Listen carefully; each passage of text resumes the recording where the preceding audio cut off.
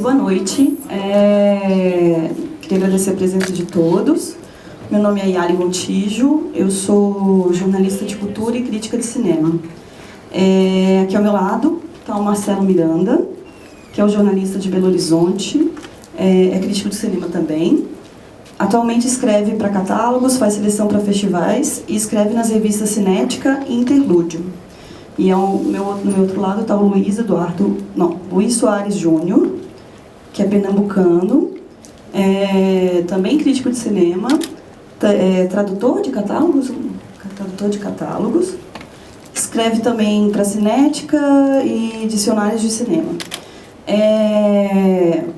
Bom, para a gente aquecendo as cordas vocais aí e deixando o nervosismo passar, vocês querem falar um pouco da aproximação que vocês tiveram com o Jerry Lewis? Como é que vocês chegaram até ele, etc e tal? Só para aquecer mesmo.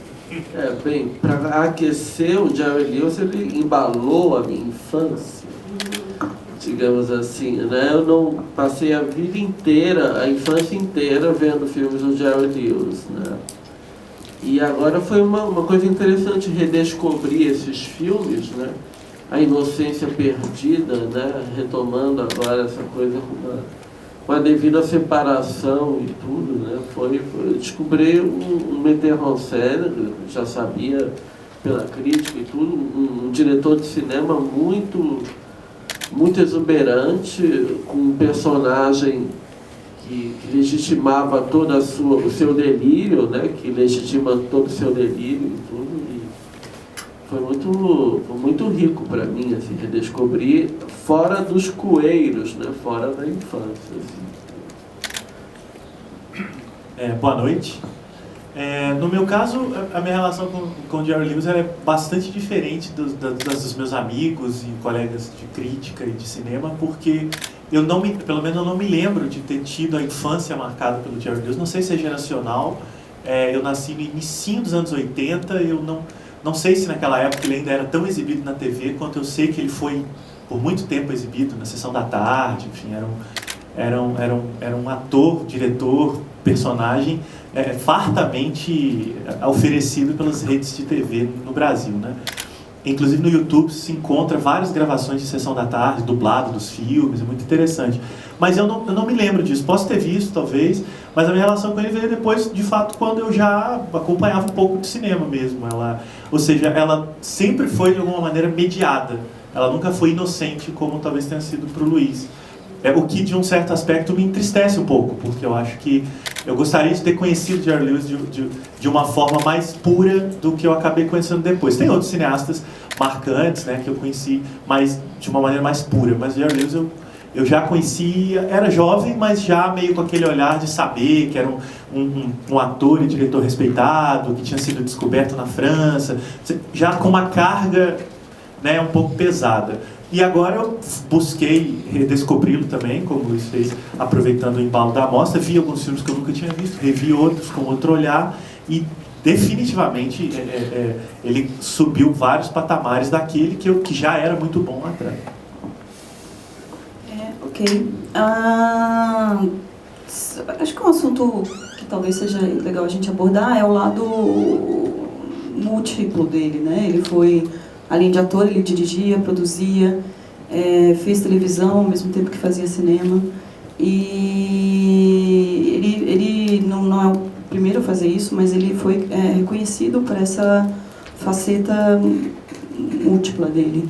E, como o Marcelo falou, foi reconhecido na França. Alguém quer falar sobre isso, sobre esses caminhos? Bem, a França transformou o Jerry Lewis num verdadeiro estudo de caso, né? A crítica francesa enfatiza muito um verdadeiro romanceiro psicanalítico sobre obras do Lewis, né? Que ele facilita, né? Porque ele realmente é um diretor que se expõe em cena, ele é um diretor-ator, e se expõe de forma bastante explícita, né? É um caso psicanalítico. Ele é um diretor, enfim, em que todos os problemas... me parece um expressionista somático. Assim. No trabalho de corpo dele aparece muito todos os problemas mentais que o personagem tenta se livrar ou se sublimar através da mise-en-scène aparecem muito no trabalho do corpo do personagem. Então esse trabalho, essa questão, esse estudo de caso psicanalítico, a crítica francesa se encarregou de desenvolver. Narbonne, Labarthe, Daney, Tavernier, enfim, escreveram textos fundamentais sobre Lewis a partir dessa questão do estudo do caso, do fato de ser um personagem em que você tem alguém incapaz de lidar com o mundo e com o outro, e que a partir dos prodígios da mise-en-scène, basicamente trabalhando o espaço, tenta lidar com essa questão, tenta sanar essa questão. Então você tem a mise-en-scène como terapia, né? Então a crítica francesa é fundamental para você entender essa noção. Pegando uma carona no que o Luiz falou, dessa coisa da terapia, isso remonta muito também às origens dele, né? O crítico americano Jonathan Rosenbaum tem um artigo muito interessante na internet, em que ele tenta compreender de que maneira o Jerry Lewis respondia a si próprio através dos filmes, né? Aí ele vai às origens, né? O Jerry Lewis é filho de artistas, né? Filho de vaudeville, né? O pai dele, como Chaplin, se apresentava nos palcos e tal. E ele, como Chaplin, estreou numa falha da família. Ele precisou entrar no palco, acho que ele tinha 8 anos de idade. O Chaplin estreou com 5, mas numa situação muito similar. A mãe de Chaplin ficou rouca e ele entrou no palco no lugar e fez um baita sucesso. Então, Jerry Lewis também estreou assim, né? O início da trajetória é muito parecido, mas o caminho é completamente diferente, né? E aí é como se ele, né? Há uma certa ideia de que ele passou boa parte da carreira voltando a esses momentos de infância, né? Tentando de alguma maneira expurgar essa dificuldade que talvez ele tenha tido de substituir o pai numa situação como essa. Claro que aí a gente já tem psicologia, eu acho que isso interessa muito pouco para o que a gente vê nos filmes. Mas eu queria aproveitar que o microfone está na minha mão e tentar contextualizar um pouco, e aí disso a gente puxar o assunto, para o Jerry Lewis dentro da comédia, inicialmente, e depois num sentido amplo de cinema. A gente tem ele, dentro de uma evolução histórica, o Jerry Lewis está localizado num momento ali, né, dos anos 40, 50, que já vinha de uma geração muito forte. A gente tem, óbvio, os dois grandes nomes do cinema mudo, Charlie Chaplin e o Buster Keaton, ali um pouco envoltos também por figuras como Harold Lloyd, né, como o Gordo e o Magro, né, que são figuras importantes desse gênero que vai chamar slapstick, que é o pastelão, né, atrapalhada. E nos anos 60, na França, vai surgir o Jacques Tati, que é uma outra grande referência da comédia do corpo e do espaço também, e que vai, de alguma maneira, como até o crítico francês André Bazin fala, vai renovar a comédia mundial a partir dos anos 60. Eu também sempre lembro muito, vendo os filmes de Jerry Lewis, eu lembro muito também do Peter Sellers, que surgiu mais ou menos na mesma época, ou pelo menos fez muito sucesso na mesma época. Ele é famoso pela série da Pantera Cor-de-Rosa, do Inspetor Clouseau. Tem outros papéis, né? Tá em Lolita, do Kubrick, mas se notabilizou mesmo fazendo 5, 6 filmes da série da Pantera Cor-de-Rosa. E eu acho que ele e Jerry Lewis guardam muitas similaridades que às vezes são um pouco deixadas de lado, porque o Peter Sellers nunca se tornou um realizador, um autor. Ele dirigiu um filme, se eu não me engano, em 1960, mas ele, né, sempre foi um ator, basicamente um performer, e nunca tomou para si a realização, por mais que, óbvio, ele era um autor de comédia, né? Boa parte da criação e construção da figura do Peter Sellers se devia a ele mesmo, mas ele nunca, como Jerry Lewis, foi para trás das câmeras efetivamente. Então a gente tem no Jerry Lewis essa renovação da comédia que não tinha sido feita daquela maneira até então. Que aí eu vou tentar rapidinho. Luiz, eu posso falar um pouco e depois passo para você? Eu tenho uma cola aqui, então, para não me perder demais. Porque eu acho que essa metamorfose que o Jerry Lewis faz na comédia, ela é muito próximo do revolucionário mesmo para aquele período e hoje muito pouco pensada e valorizada. Talvez essa mostra tenha um pouco essa importância mesmo. Porque ali ele vai de alguma maneira apresentar para o cinema algo que, por mais que houvesse nobreza no cinema do Chaplin, do Keaton, né, a gente presta um tributo muito grande, são filmes, tem grandes obras-primas, mas nenhum deles tinha feito coisas que o Lewis vai fazer. Aí eu vou invadir um pouco a seara do Luiz, que trabalha com filosofia, né, e vou falar do Deleuze, num livro Imagem e Tempo, em que ele vai localizar o Jerry Lewis num quarto momento da comédia burlesca no cinema. Ele seria um novo paradigma, um recomeço, e eu vou tentar falar de por que ele seria. O primeiro momento para o Deleuze seria lá no início do cinema, né, e a gente está falando aí do final do século XIX, começo do século XX, em que a gente tinha o que ele vai chamar de exaltação desmedida das situações sensório-motores. Seriam os filmes em que as situações são apresentadas, né, filmes muito curtos, e concluídas muito rapidamente. Então a gente entende com bastante facilidade o que está acontecendo e por que está acontecendo, né? É o início ali da narrativa e das histórias. No segundo momento, que aí vai entrar Gordo e Magro, Harold Lloyd, já começar a surgir o Chaplin com muita força, esses elementos vão estar presentes, mas em filmes mais longos e enriquecidos com um forte elemento emotivo e afetivo, né? Vai ser um momento em que a gente vai começar a ter sentimento pelos personagens, né? Você vê um filme do Chaplin como Em Busca do Ouro e você realmente tem uma relação de afeição direta com aquele personagem, o circo, né? Existe um carinho, né? Então aí você já tem filmes com histórias bem resolvidas, mais o carinho e a afeição que você constrói na relação com o filme. Sempre entendendo o que está acontecendo, né? Todo mundo vê um filme do Chaplin e compreende perfeitamente cada ação e situação que o filme apresenta. O terceiro momento é quando entra o cinema falado, em que tudo isso vai desembocar nos diálogos, né? Então a gente passa a ter filmes falados, dialogados. Chaplin vai ser um pouco resistente a isso no começo, não à toa os filmes menos interessantes dele são os falados, ainda que a gente está falando aqui de filmes gigantes como O Rei de Nova York, A Condessa de Hong Kong, o próprio Grande Ditador, mas no cinema falado a gente já começa a ter uma narrativa mais explícita, né? E aí há um esgotamento talvez que o Jerry Lewis vai surgir e vai quebrar, ele vai entrar com o que o Deleuze vai chamar de ruptura dos vínculos sensório-motores rumo à instauração de situações óticas e sonoras puras. Ou seja, quem vê um filme do Jerry Lewis, especialmente depois que ele começa a dirigir em 1960, o primeiro filme que ele dirige é O Mensageiro Trapalhão, The Bellboy, já começa a perceber que ali não há mais aquele encadeamento de ação e reação que havia nos filmes do passado, né? Então, a história dos filmes começa a interessar muito menos do que as cenas dos filmes, né? A gente tem muito claramente ali que não há um roteiro sendo narrado, né? Até o início do Mensageiro Trapalhão já brinca com isso, né? O suposto produtor da Paramount diz, olha, o que vocês vão ver aqui é um filme sem história. Não tem história, não tem conflito, não tem romance, não tem nada. É um cara idiota passando várias situações ridículas, e aí esse produtor começa a gargalhar, sentar na cadeira, ficar girando enlouquecedoramente, meio zombando do próprio filme, entra o filme e aquilo nunca mais vai voltar. Lá pro final ele vai dizer, eu não disse para vocês, é um filme sem história, sem personagem, sem aventura. E o que você vai ver de fato é uma figura arquetípica, não, um bellboy, né?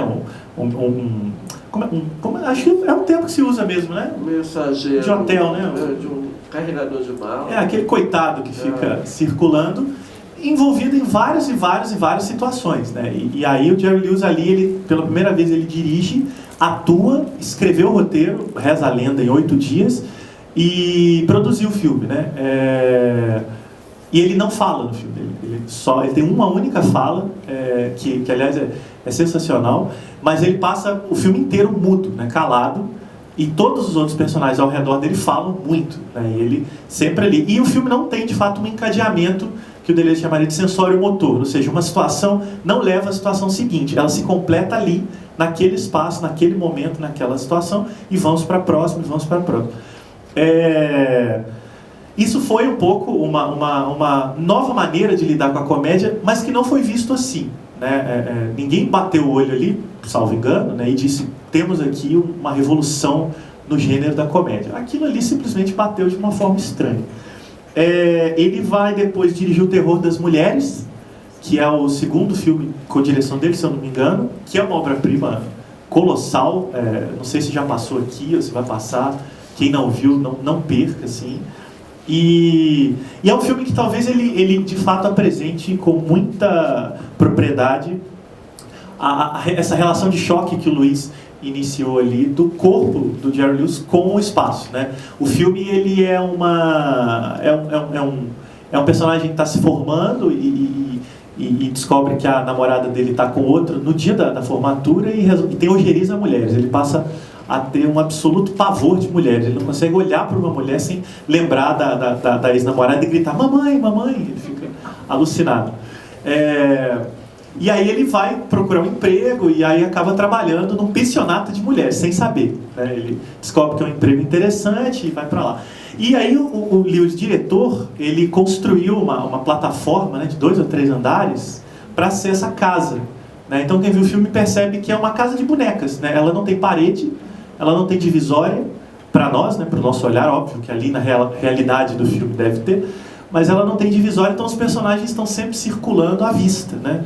Hoje, quem vê os filmes do Wes Anderson percebe, por exemplo, quase todos os filmes dele têm um plano muito de uma casa de bonecos. Aquilo estava lá no Jerry Lewis em 60. Que essa imagem absolutamente artificial, em que você tem uma liberdade total do corpo circular por aquele espaço e entrar em choque com aquele espaço. Então o filme vai se configurar em vários pequenos momentos dentro daquela casa de bonecas. Acho que o Rosenbaum, nesse texto que eu falei, ele cita que cada encontro dele num quarto é um filme diferente, né? Sempre baseado nessa premissa de que ele tem pavor de mulheres. E o filme vai entrar em várias cenas de delírio, situações que nunca vão se configurar como um filme de fato realista, né? Como de uma certa forma, por exemplo, os filmes do Chaplin, com todo o absurdo que tinham, os filmes do Buster Keaton também, com todas as fantasias e delírios, sempre tinham um pé numa lógica, talvez, de que aquilo não é possível, mas naquele filme é possível porque é comédia. O Jerry Lewis não. O tipo de lógica dele é totalmente falta de lógica, né? No Terror das Mulheres é plenamente possível que ele escute um leão, morra de medo do leão, depois ele descobre que é um cachorrinho dachshund, né? Fala dachshund, né? Pequenininho desse tamanho, aí ele se tranquiliza. Mas aí mais à frente do filme, ele ouve de novo o leão, ele já está tranquilo, quando ele vê, é um leão, né? E aquilo não tem nenhum sentido, assim, exceto que aquela gag funciona, né? Isso nunca seria possível daquela forma no filme do Chaplin, por exemplo. Por mais que o Chaplin brincasse com animais, ele nunca inverteria o animal ao longo do filme dessa maneira tão radical e tão maluca, né?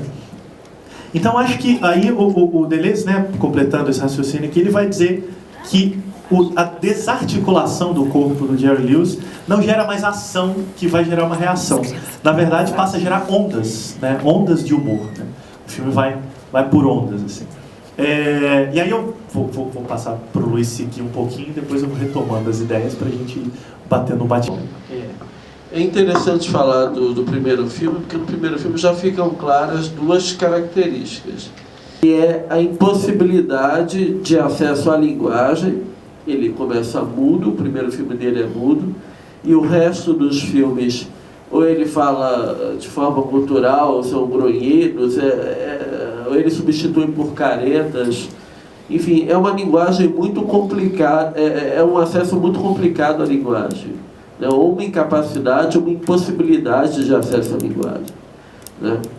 E o fato de que as gags são não narrativas, elas são descrições de um estado de coisas. Quer dizer, nos filmes do Lewis, as gags elas são relativamente independentes entre si, né? Elas são relativamente autônomas, elas descrevem essa incapacidade de lidar com o mundo e com o outro, né? Mas elas não narram nada, aquilo não é articulado segundo um telos narrativo, né? Isso já fica bem claro no The Bellboy, né? No Mensageiro Trapalhão, né? Essa incapacidade de falar e de articular a gag narrativamente. Eu acho que uma coisa está muito ligada à outra, né? Se você não fala, você não tem acesso à linguagem, você não vai ter acesso, possivelmente, à narração, à narrativa, né? Mas, enfim, eu acho interessante o uso dele do fondue. O fondue é aquela retórica, geralmente clássica, em que uma imagem vai desaparecendo e vai dando lugar a outra na passagem entre planos, né? O uso dele do fondue não é um uso clássico, digamos assim. Eu acho interessante porque isso mostra o quão dialeta ele é e o quão os grandes diretores modernistas são, na verdade, dialetas que trabalham questões clássicas num quadro modernista. No caso dele, o uso do fondue e do espaço, né? Ele é um modernista, ele usa muitas vezes a TV para falar ou para representar a questão do cinema, um quadro no quadro. Ele promove uma elisão do plot, da história bem contada, em nome da descrição. Ele fragmenta muito as narrativas, então ele é um modernista, né? E ele fala muito da linguagem. O filme é uma construção linguística, mas ele trabalha um dado clássico, que é o espaço, a questão do espaço, né? Então, posso dizer que ele é um dialeto, e como todo grande modernista, ele é um dialeto. Ele trabalha uma questão clássica sob um ponto de vista modernista, né? O que eu estava falando mesmo? Sim, retomando aí a questão do espaço, né? Eu acho muito interessante o primeiro filme, porque já ficam claras duas dimensões do espaço, né? Primeiro, uma dimensão, o espaço aparece como a manifestação de um déficit, de uma separação radical do mundo, de uma alienação radical, né? Você tem um campo, que mostra ele fazendo uma atrapalhada, e o contracampo, em que mostra as pessoas surpreendidas, absurdamente horrorizadas ou fascinadas com o fato de que alguém que pertence a um mundo completamente outro, eu vou falar aqui do que os gregos chamavam Jesus Cristo de idiota, é um idiota, no sentido de que é alguém que vive radicalmente na sua própria cabeça, alguém que não lida com os problemas da polis, da política, portanto é um idiota, e daí o sentido pejorativo disso. Então ele é um idiota, ele vive segundo radicalmente os princípios de uma causalidade muito particular, de uma relação causal muito particular. Então, ele está no contracampo fazendo uma idiotice, ou erigindo uma causalidade muito particular, e você tem o contracampo das pessoas surpreendidas com aquela questão, com aquela intrusão de uma figura radicalmente outra no seu mundo gregário, né? Então, essa é a primeira face do espaço nos filmes dele, né? Você tem o campo e o contracampo mutuamente exclusivos, em que um julga o outro, né? Quer dizer, o espaço como uma alienação. Mas depois, isso a crítica francesa vai desenvolver bastante, você tem o espaço como uma reelaboração ulterior do espaço, como um lugar onde ele vai reelaborar, através da mise-en-scène, todas as suas faltas, todos os seus déficits, todas as suas dificuldades com o outro. Você tem um movimento de grua clássico ali, um traveling en arrière, um traveling para trás do terror das mulheres, em que ele mostra a casa de bonecos, como você bem disse, né? Em que ele mostra, mas ao mesmo tempo esse movimento é interessante porque ele mostra, ao mesmo tempo ele é uma vítima ali, e daí o déficit em relação ao espaço, o espaço como um índice de alienação, porque ele está descobrindo que aquele é um personagem de mulheres, aquele é um lugar traumático para ele, então ele é a vítima. Então aparece o espaço naquele movimento para trás como um índice de alienação, mas ao mesmo tempo ele sublima, não é? Através do movimento da grua, através da mise-en-scène, da caméra stylote, que fala as truques, da câmera caneta, que desenha num movimento de câmera um domínio sobre o mundo e sobre o outro, ele mostra que ele domina aquele espaço.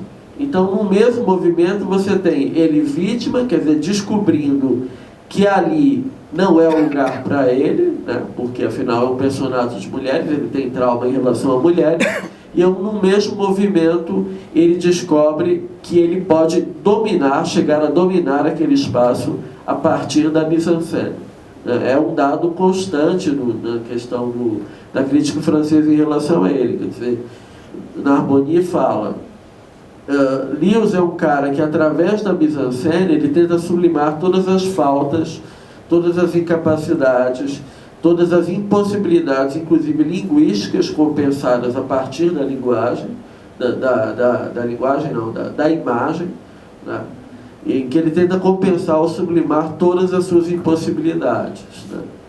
Então você tem um movimento duplo, esquizo, que se reflete na esquizofrenia dos duplos, né? Quer dizer, você tem uma esquizofrenia formalista dupla, porque ele trabalha um dado clássico, um espaço, para fazer modernismo.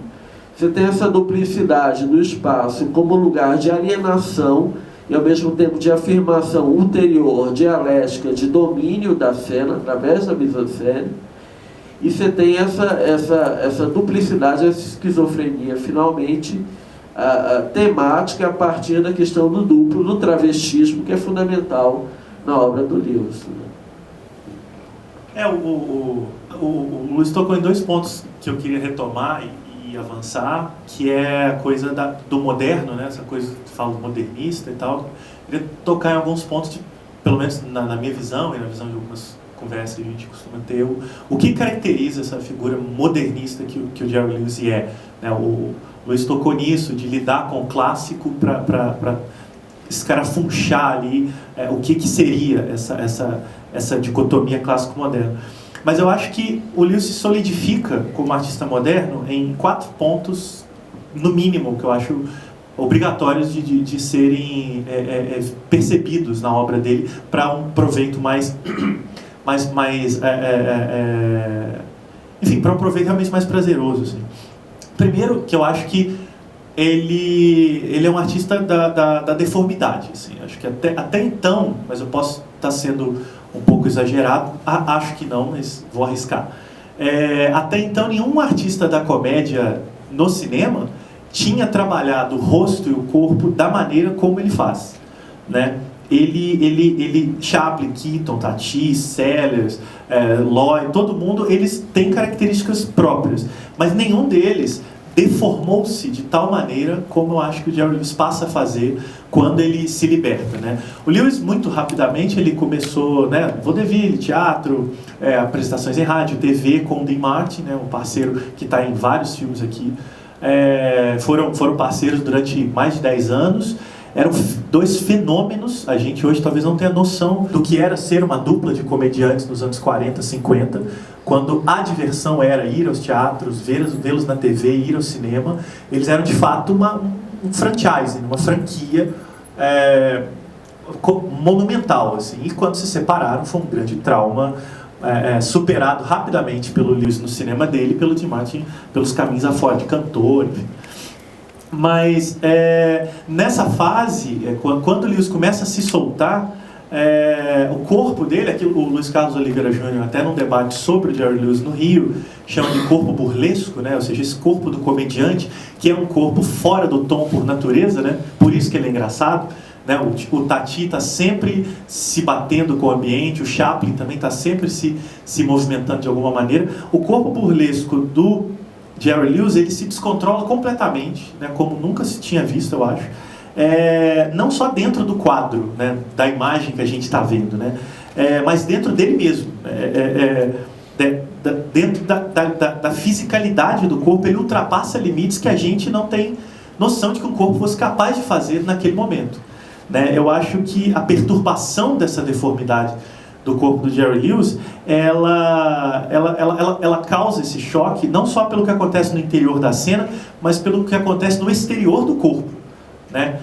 Então são o rosto, os movimentos, né? Ele vai trabalhar isso de um jeito muito interessante em vários filmes, chegando a paroxismos de brincar com isso, né? O professor Loprado, ele, logo na primeira metade, ele é um professor nerdzão, ele está caracterizado com óculos, deduço, a figura clássica do professor cientista nerd em busca da fórmula perfeita, e ele quer conquistar uma aluna e vai fazer academia, né?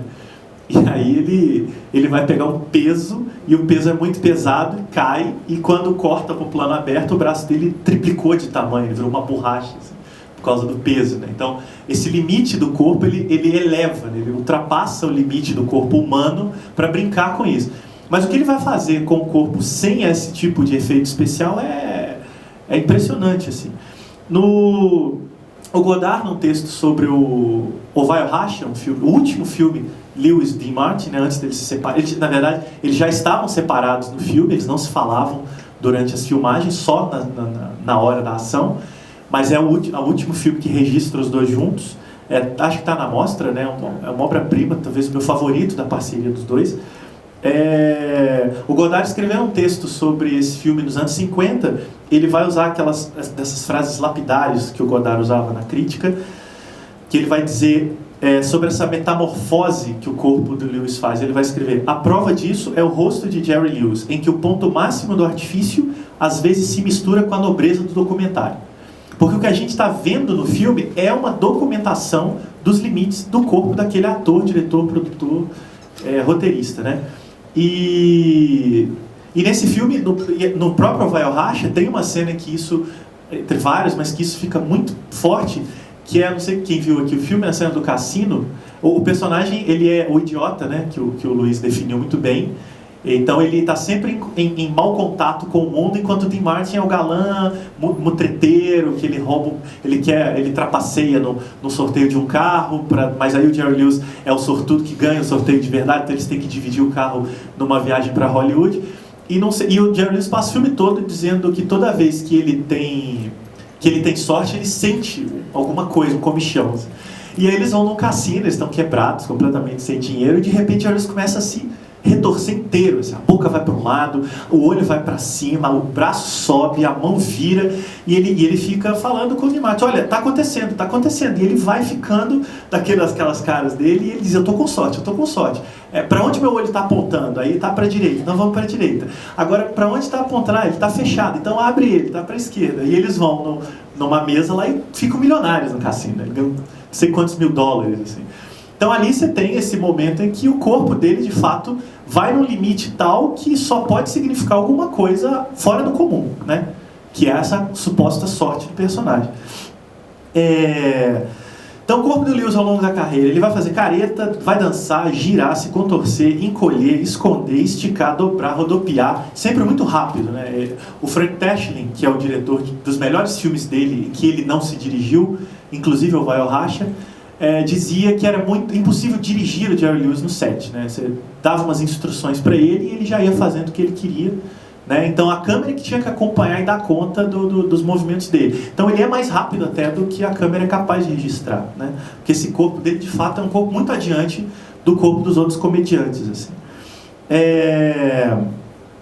Eu acho também que isso vem um pouco também do desenho animado, né? O Jerry Lewis nunca escondeu que se inspirou em desenhos animados, e o Frank Tashlin tinha dirigido muitos desenhos animados, então tem um pouco também essa ideia do cartoon.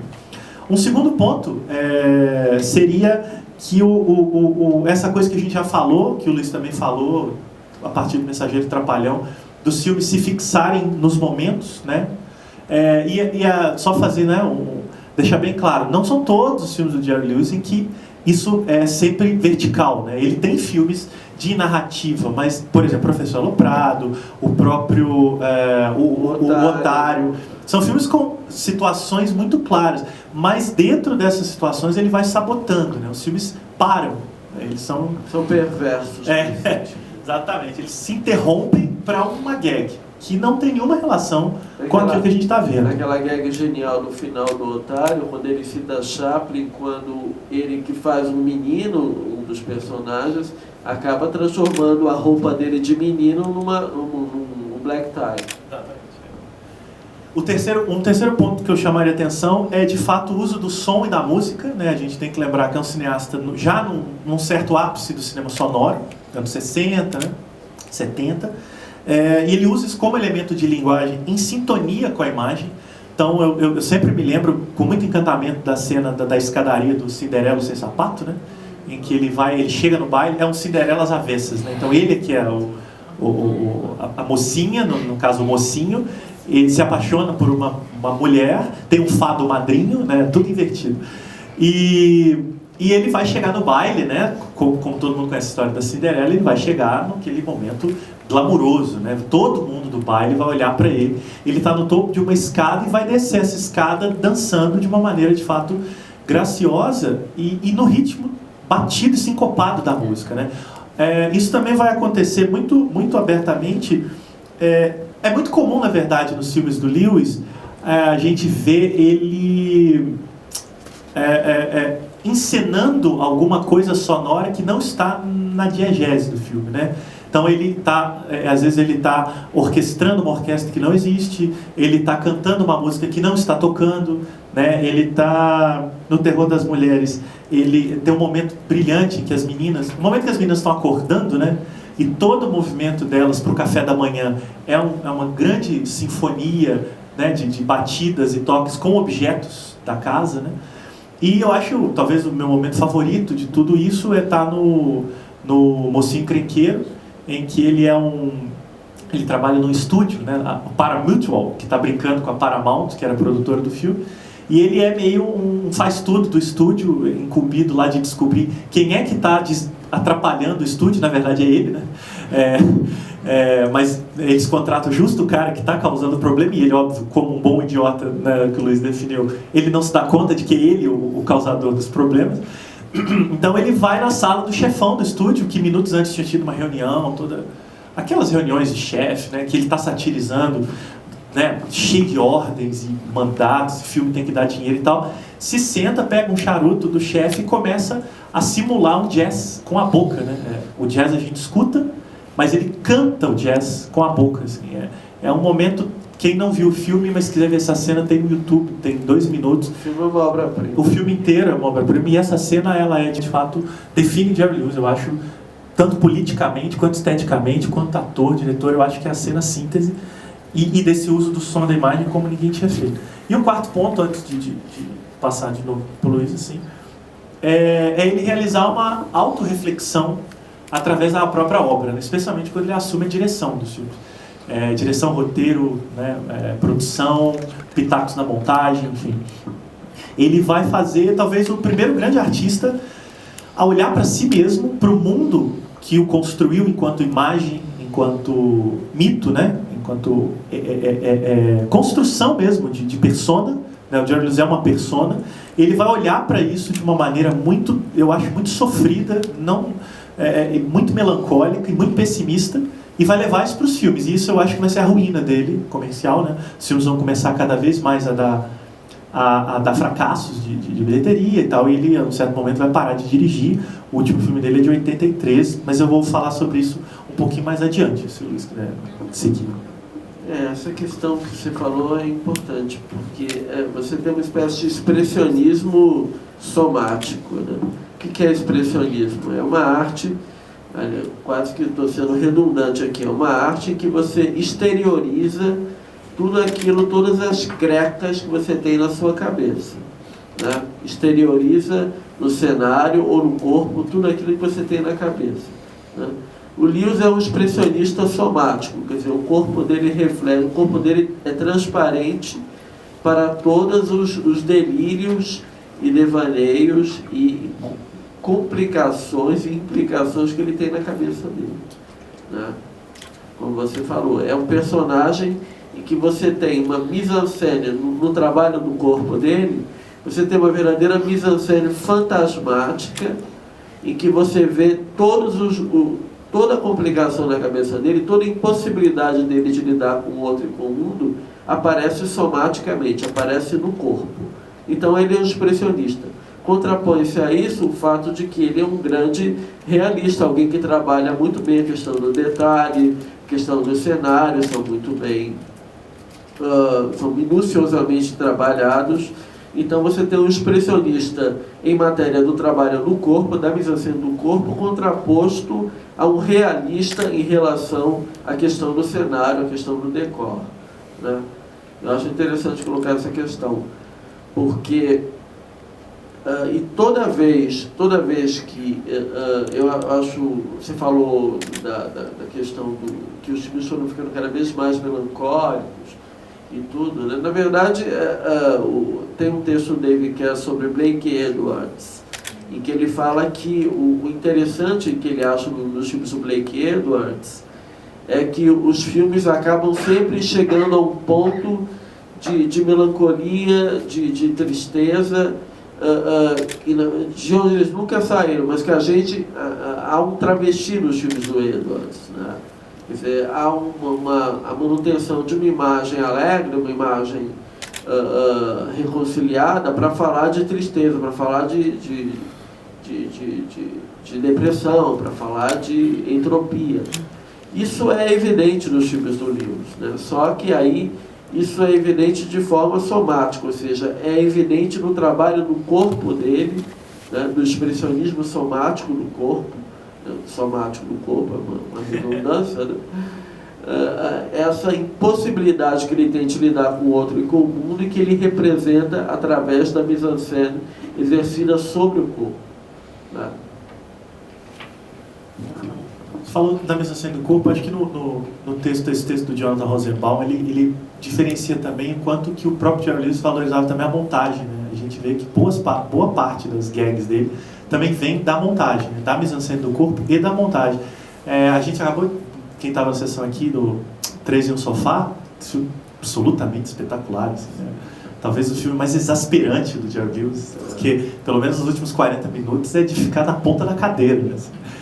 E você tem algumas gags assim, de montagem, né? Acho que a melhor delas é a do rodeio, né? Quem estava aqui na sessão viu que ele vai simular que ele é um texano no rodeio, vai montar vai ter que enlaçar um bezerro e aí corta para a plateia, você escuta barulhos de cordas, só quando volta ele está enlaçado e o bezerro está olhando para ele. Assim. Aquilo é uma gag de montagem, assim, o resto é por nossa conta, aquilo não faz nenhum sentido. Mas ela funciona porque você tem a precisão do corte, né? Ele sabe exatamente em que momento o timing do humor vai funcionar para que aquela piada tenha algum sentido emocional e não lógico. Quase, né? Um metrônomo, né? Exatamente. Isso vai se repetir milhões de vezes ao longo da carreira dele. Tanto a mise-en-scène, ou seja, o corpo dele em choque com o espaço, isso vai estar, talvez o ápice é o Otário, né, que ele vai na casa da aula de canto. Ele é um cara que está sendo treinado por uma empresa de cinema, né? O Paramount. Paramount lá para ser a nova estrela, porque a velha estrela morreu num acidente de avião. E aí ele vai treinar canto, e aí a casa do cara é toda cheia de objetos milionários, que ele não pode nem cometer nenhum tipo de problema. Bom, a gente está falando de Jerry Lewis, é óbvio que ele vai... É genial essa sequência. Através do canto, ele preserva toda a questão do espaço, ele não destrói nada, mas quando chega no canto, ele chega a um dó lá e destrói tudo. É interessante falar que os filmes dele, como você fala, vão ficando cada vez mais nus, mais low profile, né? E aí ele vai resolvendo as questões na montagem, né? À medida do tempo, né? Ele vai deixando de lado a questão do espaço, da mise-en-scène, e vai trabalhando a questão da montagem, do metrônomo, da precisão do tempo, do time. Ele vai transferindo esse trabalho para a montagem. Eu até queria trazer o que eu chamo de dobras na carreira do Jerry Lewis, também são alguns pontos que têm a ver com isso. De como ao longo da carreira dele ele foi fazendo dobras em torno de si, mas como uma criança que vai crescendo e vira adulto, ele começa, né, ali na aba dos pais e depois vai sozinho. Então acho que o primeiro ponto é a parceria dele com o Dean Martin, né? É a primeira dobra dele, ou seja, ele tem ali um parceiro. O Dean Martin acho que era 9 anos mais velho que ele, então uma espécie de irmão-pai, né? Em que eles vão fazer 16 ou 17 filmes juntos, mais uma centena de shows e programas, stand-up e tal. Então, ele de fato é uma dobra física, né? Existem dois. Só complementando, eles eram personagens de quadrinhos também. Sim, de quadrinhos, é verdade. Inclusive, quando se separaram, ainda foi lançado uma HQ com os dois. Depois ele vai, quando eles se separarem, o Jerry Lewis vai... De repente ele é essa persona, parceiro do Dean Martin, que não é mais parceiro do Dean Martin. Então ele precisa criar alguma coisa, e aí ele vai surgir o idiota, né? Eu anotei aqui para não esquecer o inocente, mas acho que a definição de idiota do Lewis eu vou carregar para mim. ele vira o idiota. Agora ele está sozinho, ele tem que se virar, e a maneira que ele vai encontrar para se virar é sendo o idiota. É aquele sujeito que está ali invadindo aquele lugar e sendo olhado pelos outros. Até no primeiro filme que ele faz sem o Dean Martin, O Delinquente Delicado, que é até um filme razoável, assim, ele até tem uma tentativa de parceria com o personagem do policial, né? Mas você vê que não funciona, não tem química, enfim. Realmente não dá. Ele ainda não tem o treinamento suficiente para a demiurgia, né? Para dominar aquele espaço e aquele corpo totalmente em relação ao outro. Exatamente. É um filme que ele não dirige, então o filme tem essa limitação também. Então eu acho que ele vai desencanar dessa coisa do parceiro, assim como ele vai desencanar da narrativa, né? Que a gente falou aqui. A terceira dobra, eu acho que é a dobra já da persona, que é quando ele já está solitário, solo, e aí você vai ter uma persona dele em relação à própria figura. E aí vão entrar os filmes de autoconsciência, que é desde o primeiro, do Mensageiro Trapalhão, que você tem o chefão da Paramount conversando com o público, você já tem um filme, um dispositivo de distanciamento, né? Quando o dono do filme diz a você que o que você vai ver é um filme idiota, você já tem ali uma relação totalmente diferente, né? Mesmo que uma brincadeira, né? Já é um modernista. Exatamente. Já coloca a coisa, né, invisível mesmo. E depois ele vai fazer isso ad infinito, né? Do Terror das Mulheres com a coisa da casa, o Otário, não só por ser um filme de construção de persona, ou seja, quase uma autobiografia, mas um filme que ao final vai se revelar um filme sobre uma construção de persona, literalmente com câmeras, ele dirigindo a cena, a gente vai ver de fato Jerry Lewis sendo Jerry Lewis. E também eu acho que uma coisa que diferencia muitos filmes que ele dirige dos que ele só atua, que é uma limitação de espaço. Boa parte dos filmes se passam ou se centram em lugares exíguos. Uma casa, um estúdio, no caso do Otário, mesmo o Professor Aloprado, que são filmes mais abertos, tem sempre espaços fechados para ação. No Professor Aloprado, a escola, o bar, né? E é bom lembrar do Professor Aloprado, tem a exiguidade total daquela frequência dos closes da menina. Isso. De quem ele fica totalmente dependente. O espaço mental dele é completamente dependente dos closes do objeto obscuro de desejo da moça. A moça que ele deseja e que vai ter uma resolução genial, que ele vai ficar casando plano contra plano dela, vendo ele se destransformando. Então ele vai trabalhar isso também. E eu acho que também essa coisa tem a ver, óbvio, com a necessidade técnica do Lewis agora de dominar tudo, né? Ele vira um construtor de mundos, porque agora ele dirige, ele atua, ele produz, ele escreve o roteiro. E pouca gente sabe, não, muita gente sabe, mas é sempre bom frisar, o Lewis como diretor inventou uma técnica que hoje é fartamente utilizada, que é o chamado video assist, que é aquela possibilidade do diretor de filmar e ver a filmagem, a gravação na hora, para ver se tá tudo certo, ou a gente faz de novo.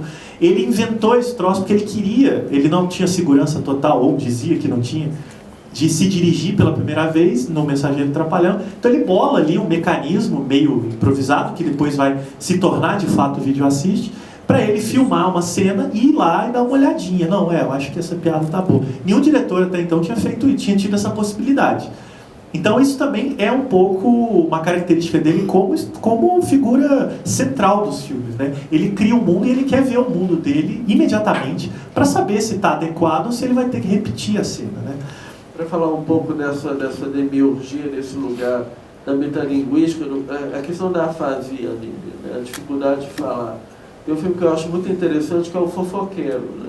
The Big Mouth, que justamente é um título irônico, porque ele não consegue falar, testemunhar onde estão as joias que o duplo dele, que era o bandido que morreu, que ele diz que ele testemunhou a morte, tinha escondido onde é que está o tesouro das joias, das pérolas. E aí ele é o fofoqueiro, justamente que ele não consegue falar. Mas essa afasia dele é transmitida ao longo do filme para vários personagens, vários bandidos. Um imita cachorro, o outro não consegue falar também como ele. Quer dizer, esse controle do mundo, essa demiurgia de tudo, se exerce também nesse filme a partir da questão da afasia, que é tão fundamental, essa impossibilidade de acesso à linguagem. Vai sendo agora transmitida, contaminando todo o universo diegético do filme. E essa coisa da dobra também é interessante, que o próprio Jerry Lewis enxerga isso de uma maneira compartimentada. Nos DVDs lançados no Brasil, tem muitos comentários dele de algumas cenas, né? Ele, hoje, né, ou pelo menos na época do DVD, já lá com seus 70, 80 anos, comentando as cenas dos filmes. E ele, em comentário sobre o Mocinho Encrenqueiro, ele é interpelado por uma outra pessoa dos comentários, eu não sei quem é, que fica perguntando, e essa cena, como é que você fez? Como é que foi lidar com isso? Como é que foi lidar com aquilo? E num determinado momento da fala, o Jerry Lewis, no comentário, começa a se separar. É quase como se fosse a cena do Terror das Mulheres, quando ele corre e vira 4, né? Esquizofrenia, até no comentário. Ele começa a dizer, não, nesse momento aqui, porque o cara pergunta pra ele, o que você mudaria? O que você acha que você fez de errado? Aí ele fala, olha, eu posso te dizer o seguinte, o ator Jerry Lewis foi prejudicado aqui pelo diretor. Porque aí o cara, mas como assim prejudicado? Eu falei, não, eu acho que o diretor poderia ter diminuído algumas cenas, mas ele foi muito ambicioso, e isso prejudicou a atuação.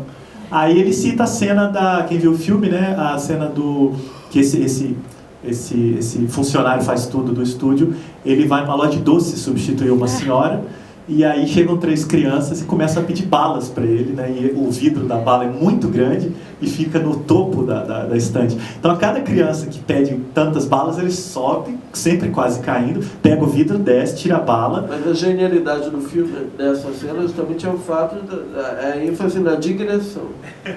Exatamente. O filme se perde totalmente. Totalmente. Ele fica, e é muito longa a sequência, porque a cada criança é uma nova gag. E ele diz, eu acho que o diretor foi muito ambicioso em querer esticar essa sequência, e isso você vê claramente que o ator foi prejudicado. Então ele vai falando, e aí depois ele começa a dizer, mas para o produtor também é muito difícil definir quais cenas cortar ou não, porque você tem... Então ele vai falando dele todo compartimentado, assim. Não, na verdade ele corrige o cara, porque o cara vira e fala, então deve ser muito complicado ser ator, roteirista e diretor. Ele fala, não, você esqueceu do produtor. Ainda existe um produtor por trás disso, que é ele também, sabe? Então, assim, essa coisa da dobra no livro, de fato, é essencial, assim. E aí, acho que para fechar essa coisa que eu queria falar da dobra, é um pouco essa autorreferencialidade que ele vai começar a fazer, eu acho que especificamente a partir do filme de hoje, do 3 em um Sofá, quando ele entra em cena um pouco sério, né? Tem até ali, a gente tende a rir do Jerry Lewis no início do filme, mas ele não está sendo engraçado. As pessoas estão sendo, né? Os franceses... As gags vão se tornando bem mais sutis, bem mais moduladas, né? E ele vai privilegiando, digamos assim, a questão do duplo, né? Ele vai aparecendo menos, vai dando mais espaço para o travesti, né? Para os outros personagens e os outros atores também. Eu acho que o Rei da Comédia, um filme do Martin Scorsese, em que ele atua num papel dramático, está na mostra, e é um filme essencial, muito subestimado. Quem nunca viu, veja. Quem viu, reveja. E que o Jerry Lewis faz uma espécie de Jerry Lewis, né? O personagem chama Jerry Langford, é um comediante de grande sucesso na TV e tal. E tem uma frase genial de uma personagem secundária do filme, se é que a gente pode chamar de secundária, a parceira do Robert De Niro. Aqui você conhece. E quase estupra ele. Ela, de uma certa maneira, ela estupra ele, né?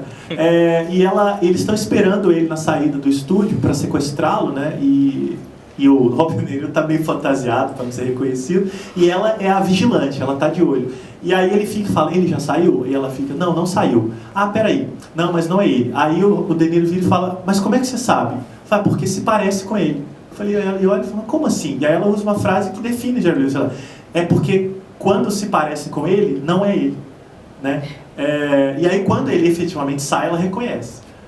E eu acho que isso é ele, né? É Jerry Lewis. Quando se parece com ele é porque não é ele. É o caso, talvez, desse personagem do 3 em um Sofá, que depois, quando ele vai se transformando nos outros personagens, é que você encontra o Jerry Lewis que você conhece. Até então, não. Ele se parece, mas não é. Ele não está sendo engraçado, ele não está fazendo careta. né? Isso vai se repetir constantemente nos filmes adiante. Ele leva todo o sistema onde ele se inclui à entropia, né? Então todas as cartas marcadas que a gente tem de identidade, de ser e de nada, de ser ou não ser, ele leva à entropia, ele leva à autoimplosão. Então essa frase é bem marcante justamente por falar nisso, quer dizer, perdemos todas as referências no ser ou no não ser. Ele é ele quando ele não é ele. Tudo é levado à entropia. Aí vem o Daney, que tem um texto excelente, quando ele fala de um dos últimos filmes, não sei se é Cinderfella, de Artistas e Modelos. Qual é o título de Artistas e Modelos? Artistas e Modelos. Artistas e Modelos. Um caso raro. Um caso raro e nobre. Quando ele fala que o Lewis ele traz para o sistema de caricatura do Dash, ele traz uma descarga monstruosa de vida, ênfase em monstruosa, que é o fato de você não prever nada, que é o acaso, que é o fator da diferença radical, né? Então você às vezes tem um lado positivo dessa entropia, dessa quebra do sistema, que é o fato justamente dessa descarga fatal de vida, de diferença, de impredictable, né? De você não prever o que vai acontecer. E tem um lado negativo, mas entrópico mesmo, que eu acho que aparece muito claramente nos filmes mais experimentais, mais vanguardistas. Eu acho que o The Errand Boy e o primeiro, The Bellboy, né? Em que você destrói o sistema e você não apresenta alternativa para isso, né? Quer dizer, o sistema foi destruído. O mensageiro trabalhou, o nome do The Errand Boy, e do primeiro Mocinho Encrenqueiro. E The Bellboy Mensageiro. Exato. São os filmes, eu acho, mais radicais e mais vanguardistas nesse sentido, porque ele não apresenta nenhuma alternativa positiva, nenhum final feliz, nenhuma mocinha redentora. Não há nada que vá substituir-se aquela entropia do sistema pela entropia, né? Eu acho que o Rosenbaum vai até escrever uma frase também muito legal, muito forte. Ele está fazendo uma leve comparação entre a recepção do Woody Allen nos Estados Unidos nos anos 70 e a má recepção do Jerry Lewis. Porque o Jerry Lewis foi adorado nos anos 40, 50, 60, mas passou a ser detestado depois, né, nos Estados Unidos. Ele, de fato, gerou uma antipatia muito grande. E esse texto do Jonathan Rosenbaum tenta entender por quê. E aí, entre várias coisas que ele escreve, eu pincei uma aqui que eu acho que tem muito a ver com o que o Luiz disse. Ele vai dizer: as comédias e dramas mais racionais de Woody Allen são confortáveis e digeríveis, especialmente em comparação com a performatividade das gags de Lewis, através das quais o universo permanece profundo e perpétuo, mas também rotineiramente desprovido de propósito ou significado. Elas não querem transmitir nada, né? Elas querem explodir tudo. Não há transcendência, é só a implosão, a entropia. É muito comum nos filmes do Lewis as coisas simplesmente virem abaixo. A gente citou o Otário. Eu aproveito para trazer o que eu acho uma obra-prima, é um filme pouquíssimo visto, raro, está na mostra, que está como As Loucuras de Jerry Lewis, é o último filme que ele dirigiu, em 83, Cracking Up, né, o nome original, que é um filme absolutamente radical, inesperado, surpreendente, e eu acho muito triste também. Jerry Lewis com 57 anos, fazendo uma autoanálise de si próprio, literalmente, aliás, né, porque ele vai a um psiquiatra. O Molin diria que não há filme de Jerry Lewis que escape dessa lógica. Todos têm a sua própria autoanálise, a sua própria autocrítica, se projetam e se retroprojetam metalinguisticamente.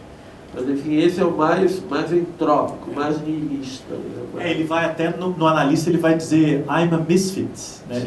I don't fit, que é eu sou um desajeitado, eu não me encaixo em nada, né? Ele vai dizer isso, e ele está indo ao analista basicamente para fazer análise da persona. Ele diz: olha, tudo que eu faço é errado, eu tropeço, eu machuco, eu prejudico as pessoas. Ele basicamente faz um resumo da própria carreira e pede ao analista: pelo amor de Deus, me ajuda. E isso depois de uma longa sequência em que ele não consegue ficar em pé no consultório porque está muito bem encerado o chão. Então ele passa acho que uns 10 minutos de filme escorregando em todos os ambientes limpos e assépticos do consultório, até que ele se encaixa, ele cai e o analista vira e fala: é melhor você ficar no chão mesmo, eu vou sentar aqui, você fica aí deitado e a gente começa a sessão. Vou concluir então. Tá, eu pediria para você as considerações finais. Mediadora a gente já precisa. Eu acho que aqui ele leva nessa persona pro divã, e é um filme em que essa radicalidade do vertical ela é paroxística mesmo, né? O filme é todo feito de pequenas sketches, né? Cenas muito próprias, e que ele usa a montagem de uma maneira brilhante, né? Ela é menos a gag, talvez até pela idade, né? Gags de mise-en-scène do que de montagem. Não tem mais condições de se mover tanto. Daquela maneira, né? E é sintomático que a primeira cena do filme seja ele tentando se matar, e era aí onde eu queria chegar. Ele tenta pendurar uma corda no teto do hotel, pula, o teto desaba e o prédio inteiro vem abaixo. Inteiro. Ele cai, é um plano aberto de uma implosão de um prédio, que ele não consegue se matar. E esse filme, ele tem muito a ver também com essa autoconsciência, mas também com uma mistura de tristeza e de raiva. Eu acho que é um filme muito voraz e muito raivoso da condição que ele tinha naquele momento. Ele já não estava mais na Paramount, a Paramount não quis renovar o contrato com ele depois de décadas. Ele não tinha mais ele não era mais querido. Eu não sei se ele já tinha feito filme com Scorsese, porque os filmes foram lançados muito próximos, então não sei qual foi filmado primeiro. Mas o filme de Scorsese é bem niilista. Também já implode, né? Ele é muito amargo. Não deixa nada sobrando, só sobra a televisão, que não é grande coisa.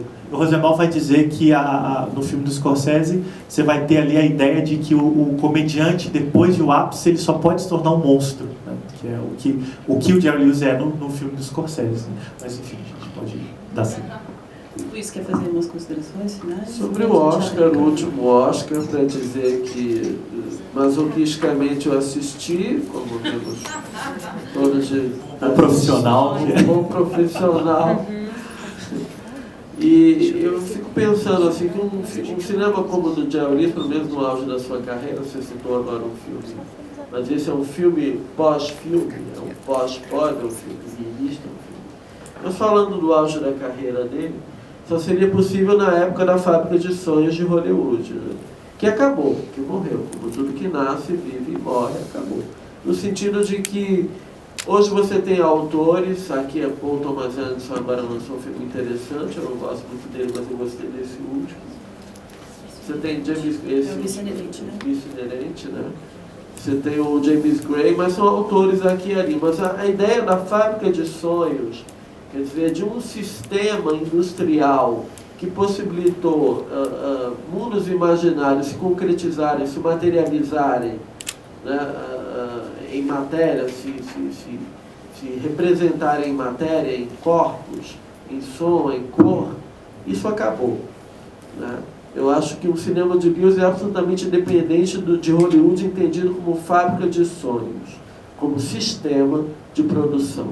É uma coisa que fascina o Jacques Loursel, né? Quer dizer, a coisa não, o excesso de quantidade gerou fatalmente a qualidade, né? Agora são exceções, os grandes autores são exceções, na época eram regra. E o cinema de Lewis reflete muito também essa questão, além de ser um grande autor, é um autor absolutamente independente da noção hollywoodiana de fábrica de sonhos. A gente vai abrir agora para perguntas. Eu gostaria que vocês falassem... Não tem microfone, eu posso pegar esse microfone? Claro, pode. Eu passo o meu para o Luiz. O sem fio pode passar para ela. E aí eu passo o meu para o Luiz. E aí pediria para vocês se identificarem antes de fazer a pergunta, porque está filmando, então a gente precisa da sua voz, dizer quem é e... Enfim. Boa noite, meu nome é Wesley. Fico muito agradecido pela oportunidade de vocês finalmente, ou o CCBB em si, colocar uma mostra de comédia.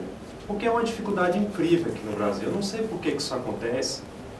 Depois que acabar essa mostra do Lewis vai ser terrível. Vai vir aqueles mesmos nomes europeus. Como eu falei para você numa outra entrevista, não é errado. Se deve se conhecer essas coisas. Mas parece que não pode se ter acesso. Porque o que eu acho interessante, o que eu analisei aqui, o Lewis fez uma coisa que as outras mostras não fizeram. Eles trouxeram famílias aqui. Eu não vi isso nas outras mostras. Nenhuma criança que vai vir para ver Godard, isso não existe, gente. Vamos ser sinceros. Aí o que acontece é o seguinte, isso é bom, está cada dia mais difícil a gente reunir a família hoje em dia. Você vê com o seu pai, com o seu avô, enfim, merece muito mais atenção disso no futuro das próximas mostras. Os centros culturais, eles têm que rever isso. Não pode ficar só... Igual mesmo, o Lewis hoje em dia é interessante, ele ainda tem um público muito forte. Você não vê falando de Bob Hope, Danny Kaye. O Woody Allen era ótimo no começo, não que ficou ruim agora, não, ele não é ruim agora. Mas ele tinha uma comédia que se aproximava muito do Lewis, isso era incrível nele. Uma coisa aí que não citam, o Lewis era um excelente empresário, ele tinha os quadrinhos, eu tenho quadrinhos dele, são extremamente raros. Ele tinha um desenho que passava na manchete, que era ou seja, ele já era um artista multimídia. Ele cantou. Não, assim, porque as outras pessoas também querem fazer as suas perguntas, ele é um cara que ele antecipa muita gente. Jim Carrey, acho que o Steve Carell tem um filme chamado O Virgem de 40 Anos, seria no estilo dele, tudo por um furo, onde eles acabam com o jornalismo, é muito o estilo do Lewis, aquela coisa caótica. A partir do momento que o Chaplin é acusado de comunismo, sai fora, Chaplin, os americanos correm com ele. E o Buster Keaton tem uma fase difícil na MGM, ele faz o que os caras não têm coragem. Vou pôr som, os meus filmes vão ser exagerados, os personagens vão ser histriônicos. E ele tem uma paixão, muita gente não percebe isso, de quadrinhos e desenho. Tudo aquilo que a galera rejeitava, ele, eu vou pôr isso. Qual é o mal? Vocês não citam, por exemplo, artistas e modelos que é uma homenagem aos quadrinhos. Aquilo. Mas bem rápido. É uma verdadeira homenagem, numa época em que era-se super preconceituoso até falar de quadrinhos em Hollywood. Ele já demonstra esse... Talvez ele quisesse adaptar um herói, não sei, mas isso tudo é importante. É só esse... Não tenho pergunta, é só isso mesmo. Eu queria, eu acho que outras pessoas no futuro, mais mostras de humor, gente. Gordo e o Magro, Jerry Lewis. Os primeiros filmes do Lewis mesmo que ele fez com o Jim Martin, eles eram coadjuvantes. São super raros de passarem no Brasil. Eu gostaria de ver outras pessoas, os mais novos. A gente tem que ter essa... Mas é só... Desculpa aí qualquer coisa. Você citou artistas modelos, ele criou, né? Ele criou a Bat Lady, né? Que é a personagem já icônica do filme. E eu sou fã de quadrinhos, eu não sou igual a alguns cineastas. Não dá. Não, mas eu sou também. Isso aí eu vou só para te tranquilizar, você está bem acompanhado. Graças a Deus. Nós estamos em 2015, é uma linguagem muito importante. Não dá mais para... Batman é bobeira, super... Não dá, gente. Aproveitando, né, rapidamente, eu acho que estender mesmo, eu acho que o que ele está dizendo é totalmente devedor aos curadores que propuseram a mostra, Paulo Santos Lima e Francis Wagner, que tiveram essa ideia de fazer uma retrospectiva do Jerry Lewis e conseguiram emplacar no CCBB. Então, está gravando, eles vão ouvir, a gente pode estender os parabéns a eles e torcer por mais. Né? Isso é uma ameaça.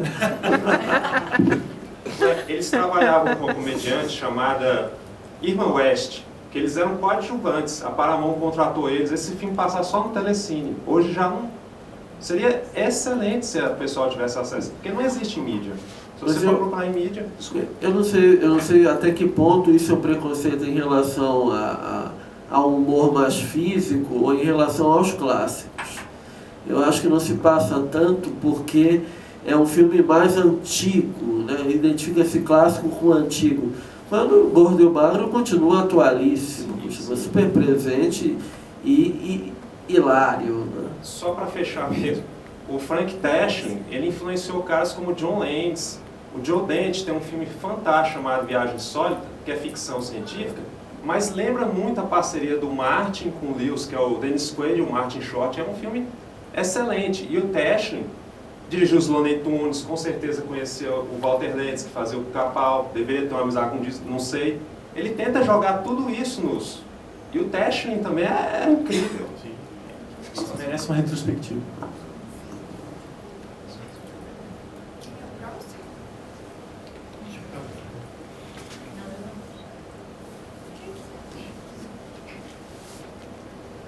Meu nome é Pascoal. Só perguntando, um ator atual que tem o expressionismo somático, mímico, igual o Jerry Lewis, seria o Jim Carrey? Eu acho que ele talvez fosse um contemporaneamente um herdeiro bem direto. Não hoje mais, né? Exceto... até isso foi comentado no debate do Rio, com o João Luiz e o Luiz Carlos Oliveira Júnior, de que a parceria do Jim Carrey, especialmente com os irmãos Farrelly, talvez tenha gerado momentos muito próximos do cinema de Jerry Lewis. Só que os próprios irmãos Farrelly entraram numa fase também difícil, agora tentando retomar, num filme autorreferente, o Debi Lloyd 2. Mas eu acho que é um herdeiro. Ele citou o Steve Carell, acho que também seria uma possibilidade. Mas é impressionante como isso tem muito a ver com o que o Luiz disse. O sistema talvez não permita mais a ascensão de uma figura como Jerry Lewis. Muito física, né? Hoje está tudo muito centrado no roteiro. E tem a ver com isso que você diz mesmo, um preconceito não só com o gênero, mas com a fisicalidade do gênero. Fisicalidade. Nesse artigo que eu estou citando muito do Rosenbaum, ele vai tentar elencar por que o Jerry Lewis passa a ser odiado, e muito disso ele vai dizer que é por conta dos excessos, né? O Jerry Lewis é um artista excessivo, né? Ele excede o corpo, excede a câmera, excede a imagem, e ele vai entrar em decadência numa época em que começa a se valorizar o cerebral. O Woody Allen faz comédias mais sofisticadas, e também uma questão de classe. Isso é uma coisa que eu nunca tinha lido antes. O Jerry Lewis sempre aborda personagens de classes desfavorecidas. É o atendente do hotel, é o faz tudo, é o pintor, é o desempregado. E o Woody Allen vai chegar com uma nova comédia burguesa, né? Personagens de classes mais próximas do público. Eu acho que tem uma relação direta entre comédia física, classes mais baixas, e comédias mais cerebrais, classes mais burguesas. Mais burguesas. Eu acho que isso vai refletindo ao longo dos anos e chega a hoje. A gente, de fato, passa por uma crise do gênero, eu acho. Tem momentos, mas não tem personas, talvez. Mesmo se você pega o Jim Carrey, ele não é exatamente um bom momento para ele, né? A gente não vê filmes com o Jim Carrey com a popularidade que a gente vê nos anos 90. Né? Sim. Por favor, não sei se vocês viram, vejam Tudo por um Furo. Sim. Filmaço. Tudo por um Furo. Eu acho que se o Lewis tivesse hoje o roteiro e o orçamento da Hollywood atual, seria aquilo. É uma loucura. A cena final, em que todas as emissoras brigam entre si, guerra de gangue mesmo, tem até laser. Acho que seria um filme digno do Sr. Lewis hoje. Seria... Uma comédia muito forte, contemporânea, do início dos anos 2000, é dos Farrelly. Não tem o Jim Carrey, que é o Ligado em Você. Eu acho, de fato, um filme especial, assim. São dois siameses, acho que é o Matt Damon e o Owen Wilson. Muito interessante. Eu não lembro qual o outro ator. Que eles são siameses e é o Matt Damon e Greg. Não é Greg Kinnear, não. Depois a gente confere. Mas é um filme, de fato, talvez um certo ápice dos Farrelly, né? Um filme autorreferente, um filme moderno, um filme que a comédia é tratada de uma maneira, de fato, muito sofisticada, sendo absolutamente física e encenada, né? Eu acho que não há muita contradição entre uma coisa e outra. É possível. Né? Chaplin continua eterno. Como diria Truffaut de Renoir, não é nem moderno nem clássico, é eterno. E Chaplin tem tudo isso. Mais alguém quer perguntar?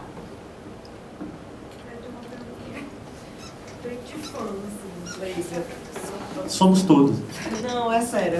Meu nome é Ana Patrícia, bem como o Luiz falou, veio o conhecimento da infância, né? O inocente que continua inocente até hoje, porque eu não tenho conhecimento de cinema aprofundado. Mas o que me chamou a atenção foi quando você falou sobre os franceses e Jerry Lewis, porque assim, quando eu conheci o primeiro americano que eu conheci, eu falei, Jerry Lewis é um pateta, nenhum americano gosta de Jerry Lewis. Assim. Hoje não.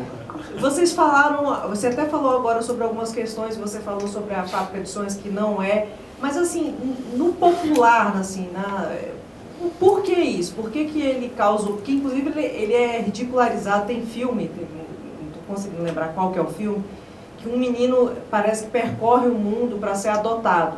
E aí ele passa pela França, e aí ele tá lá, todo entediado, e a família francesa vendo o filme de Jerry Lewis, morrendo de rir, e ele lá, todo entediado. Então assim, sempre me chamou muita atenção isso, né?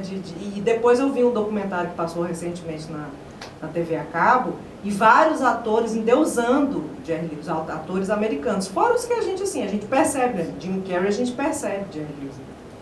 Então eu queria que vocês falassem um pouquinho sobre isso. Por favor. Qual o seu nome? Ana Patrícia. Mas, passar para o Luiz, esse artigo que eu estou citando muito do Rosenbaum é exatamente sobre isso. Você procurar na internet, ele só tem inglês, mas dá para ler na boa. Chama The Lewis Contradiction, a contradição Lewis, em que ele basicamente passa todo o texto tentando entender.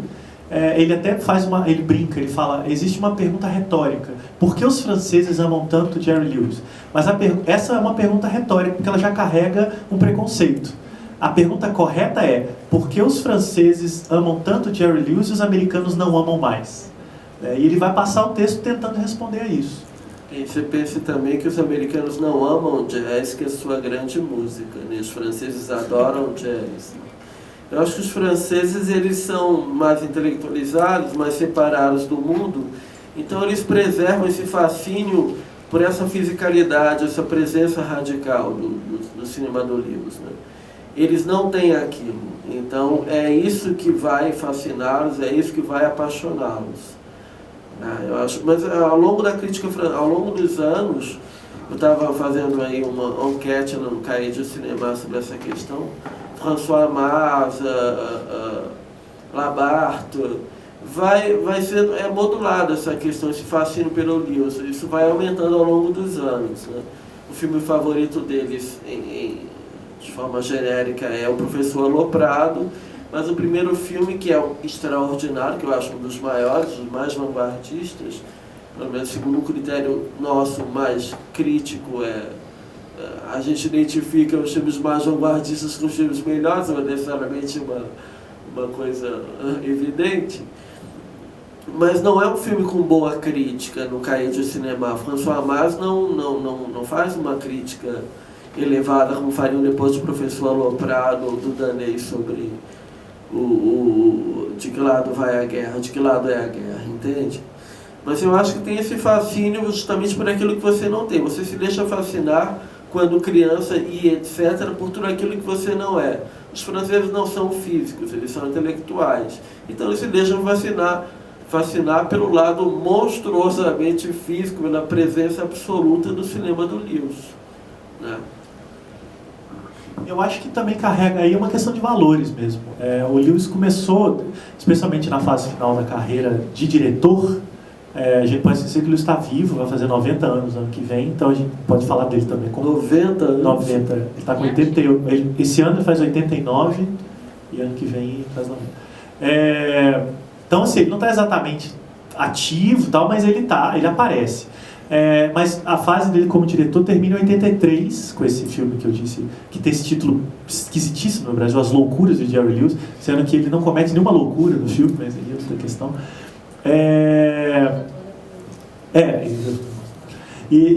E eu acho que tem uma questão de valores. Eu acho que ele começou a representar, num certo momento da carreira, algo que o público americano talvez não quisesse olhar mais, né? Esse excesso que o Rosenbaum identifica nele é constrangedor para o público americano, talvez. Obsceno, né? Um texto do Pierre Baudry sobre obscenidade, escatologia e cinema, que ele cita um trecho em que ele apaga o lábio da Valquíria, da senhora que canta ópera no Terror das Mulheres, e liga a Buster Keaton. É a obscenidade, de certa forma, do cinema do Lewis, né? Ele tem algo de obsceno nesse excesso, né? O Lewis, eu acho que ele incomoda, sabe? Ele não facilita, né? E para o público americano, esse incômodo talvez em algum momento tenha sido mais do que suportável. Eu acho que ele nunca teve pudor de fato ir na carne das coisas. E aí não é só no tema, mas no que a gente está falando aqui, na encenação, né? As caretas, as contorcionices, a deformidade para o público americano, talvez em algum momento passe a ser feio. Quando acaba a era dos estúdios, no ápice dele, aquilo já não é mais o que eu quero ver na tela, né? Colocando no lugar. Eu quero ver o Woody Allen, que faz um humor que, digamos assim, fala mais pra mim e tal. Então o Lewis passa de fato a ser marginalizado. Daí que eu falo dessa coisa do final do cinema como fábrica de sonhos. Quer dizer, o sistema, de certa forma, garantia essas demiurgias privadas desde que elas se inserissem num circuito de gênero. Ele fazia qualquer coisinha que se inserisse no circuito de gênero, tudo bem, ele podia fazer a demonização que ele quisesse. Mesmo que os filmes fossem absolutamente Perversos, destrutivos, né? explosivos e obscenos, como eram os do Lewis. Então, ele podia, por exemplo, explodir o estúdio da Paramount nos filmes, desde que esses filmes fossem comédias de sucesso. Né? A partir do momento em que deixa de ser, por conta desses fatores, ele não tem o contrato renovado, que eu acho que é muito significativo. A Paramount explorou a persona dele durante 40, 50 anos e, a um certo momento, jogou ele para escanteio. Ele vai fazer filmes no outro estúdio, de Columbia, não me lembro qual. Tanto que o último, As Loucuras de Jerry Lewis, é um filme claramente barato. Né? É um filme independente, você pode dizer, né? Os cenários são muito simples, as cenas são muito simples, é tudo muito quase primitivo mesmo, no sentido físico, técnico. Didático, né? Demonstrativo, quase isso que eu acho que é o fascínio do filme. E aliás, isso não é demérito, é brilhante, não deixem de ver. Assim. É só porque é uma questão de contexto. Você percebe que ali você tem um artista já numa certa decadência de olhar e tentando compreender em que momento essa decadência acontece. De novo, destruindo tudo, né? Assim, ele nunca vai tentar se redimir com essa indústria. Essa indústria me expeliu, então eu vou cuspir nessa indústria. Então, As Loucuras de Jerry Lewis é um filme de raiva, eu acho que é um filme de mágoa mesmo. Né? Tanto que é um dos filmes mais tristes dele e, ao mesmo tempo, ele é absurdamente engraçado. Tem as piadas mais estapafúrdias da carreira dele. Mas é um filme de mágoa mesmo, e não à toa depois ele não vai dirigir mais, enfim. Tem também, Ele teve um problema nas costas também, ele foi ficando... A saúde dele definhou muito, né, nos últimos anos. Envelhece. E ele tem uma saúde bastante frágil também.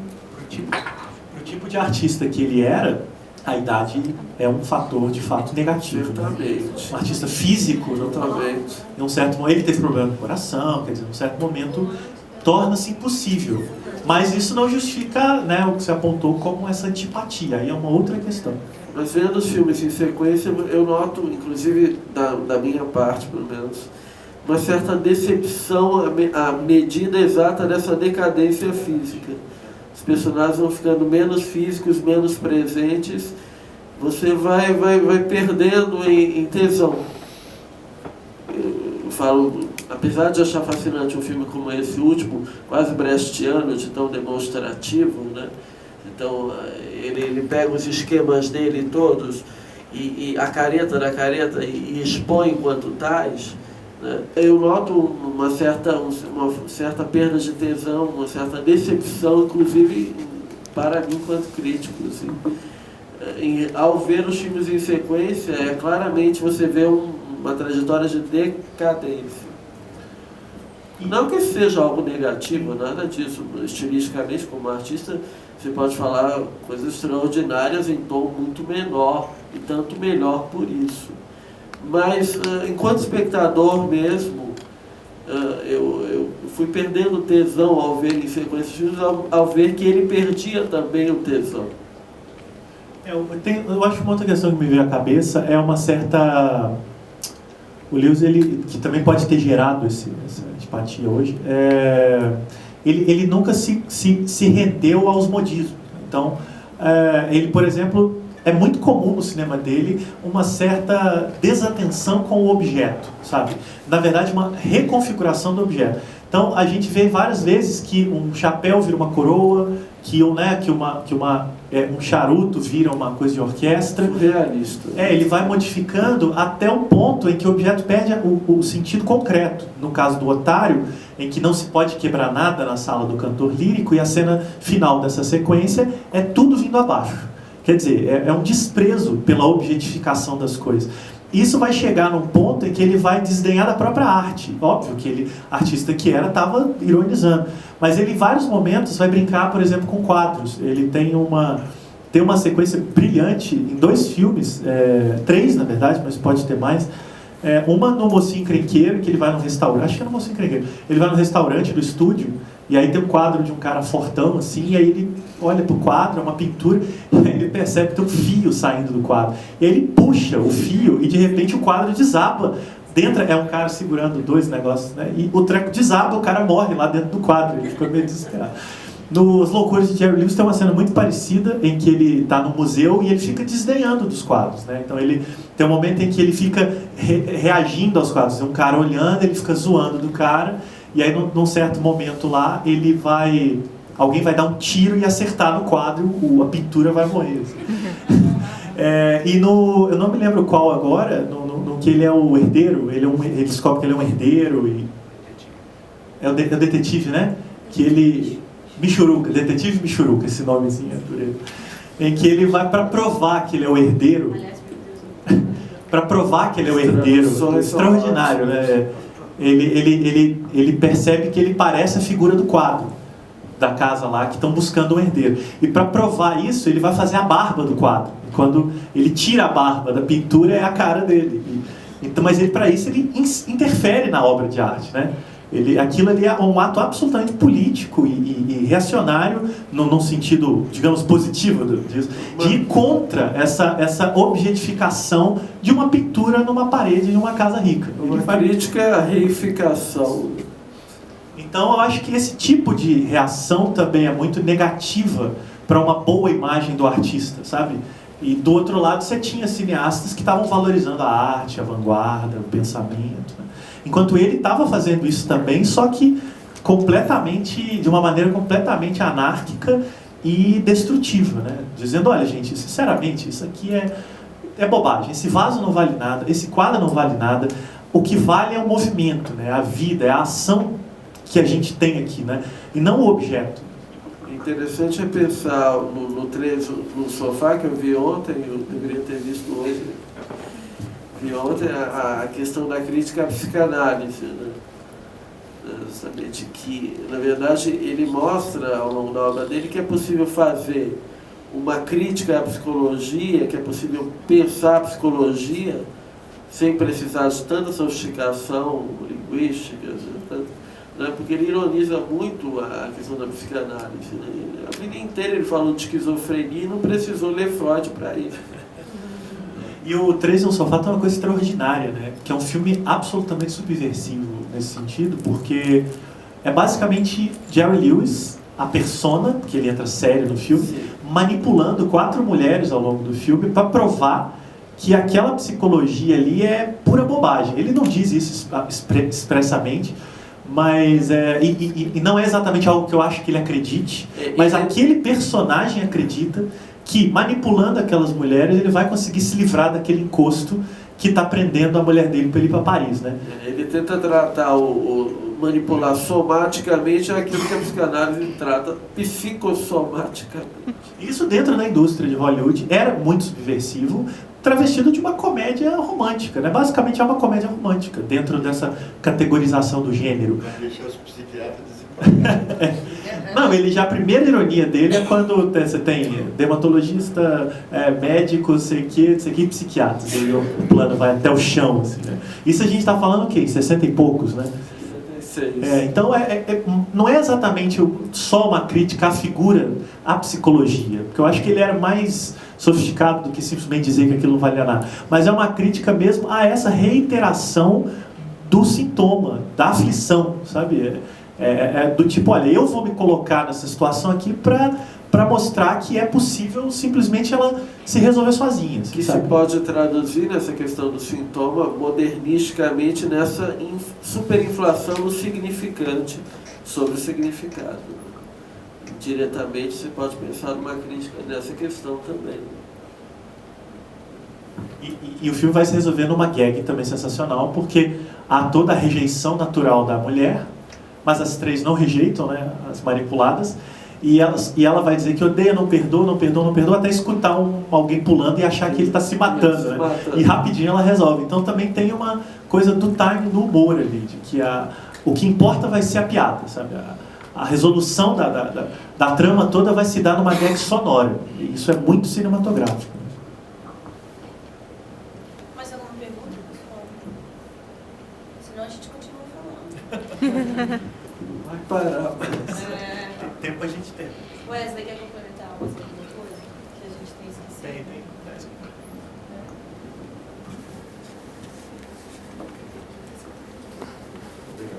Eu acho só o seguinte, eu fiquei muito contente com essa mostra mesmo, até mais do que as outras que tiveram. Uma coisa que eu achei, não sei, às vezes é direito autoral, às vezes é tempo, dinheiro, não sei o que acontece. Deveriam ter mais mostras em horários 2, 3, porque eu escutei várias pessoas aqui, não podemos trazer nossos filhos estão no quadro. Dava, gente. Conversa com o CCBB, uma exibição. É necessário passar esse filme para outras pessoas mais velhas têm que rever esse filme, as mais novas. Esses filmes estão muito raros na TV aberta, a TV a cabo traiu a gente também, infelizmente. Fala um que você gostaria, que a gente vai ficar com sugestões.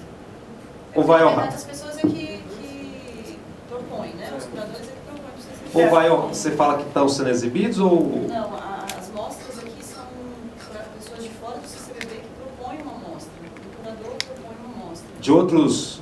Não, de qualquer coisa. Queria muito ver Bob Hope, os irmãos Marx, Danny Kaye, que é um cara esquecidíssimo hoje em dia, mas era excelente. O Ben Stiller até refilmou as aventuras... Walter Mitty, eu esqueci como é que é o nome aqui em português. O Segredo de Walter Mitty. Enfim, é um remake. É um remake, o original era do Danny Kaye. Gostaria muito de ver isso também. O Tashlin, por exemplo, um cara que é muito fã do Tashlin do Lewis, o John Landis, que tem aquela atriz chamada Kathleen Freeman. Ela é a freira dos irmãos Cara de Pau.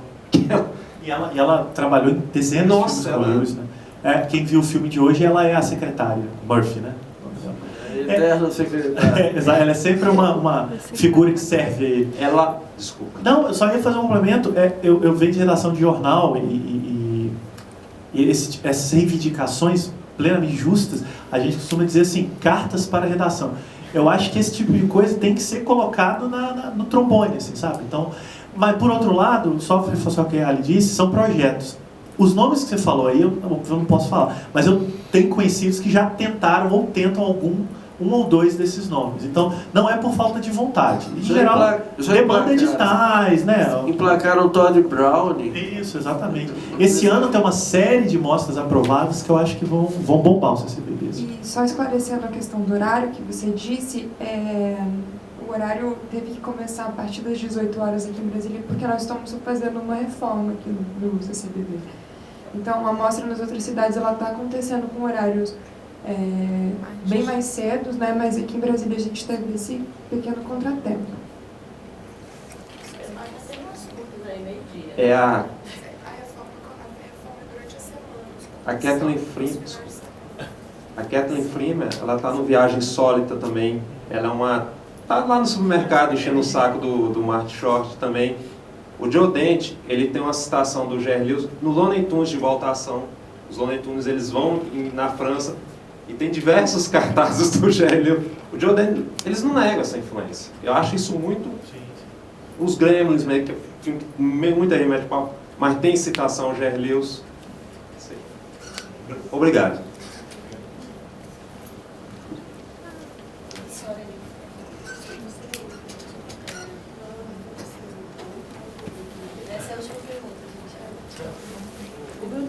Germana. Eu era adolescente, 12 anos mais ou menos, quando eu assisti Plantando Alma Seca na TV. E assisti agora, semana passada, mais ou menos. Chegando em casa, eu comentei com ele, eu disse, caramba, ele é modernista e se antecipou porque isso é um filme feminista, né, que desconstrói tudinho que a sociedade mostra que sou a mulher, etc e tal. E a cena que eu posso destacar que eu mais achei linda, assim, além dele cantar, quando ele vai colocar talco nas nenéns, que o bebê desaparece. Cadê o bebê? Cadê o bebê? Cadê o bebê?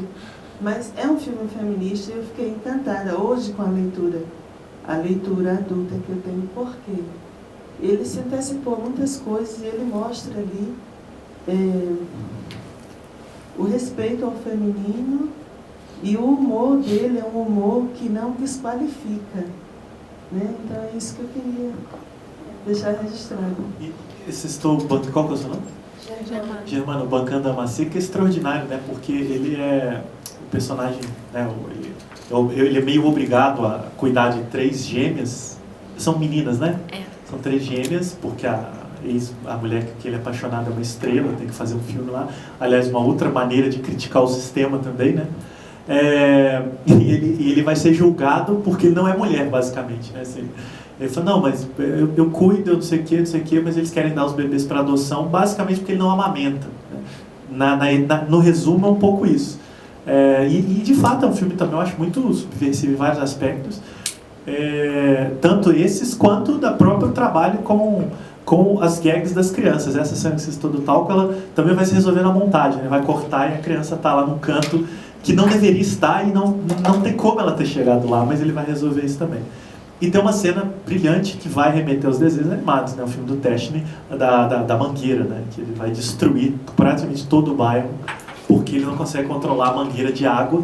E eu acho que aquilo também é muito Jerry Lewis, né? Essa coisa do objeto do cotidiano que se torna uma ameaça. Isso está no Tati, está um pouco no Chaplin, mas uma coisa que o Deleuze vai falar no livro é que, disso que eu citei, é que, diferente desses cineastas, os mecanismos no cinema do Jerry Lewis, e aí a gente inclui os filmes com o Teschner, que são quase uma coautoria, não é que são mecanismos que chegam e invadem o mundo dele, mas são mecanismos à disposição e que de alguma maneira vão se rebelar com a presença dele, né? Não vão obedecer aos estímulos que ele vai tentar dar para o mecanismo. Um elemento perverso, né? No sentido de que não é um objeto totalmente outro, é um objeto comum, daí a perversão, que tem um uso diferente, um uso perverso. Acho que encerrando, né? A gente precisa liberar a sala, precisa liberar os funcionários. De novo, obrigado pela presença de todos, obrigado Marcelo, obrigada Luiz, Pedro, né Pedro? Pedro, Raquel, né? Isso. Raquel, obrigada, Rafaela, obrigada e boa noite.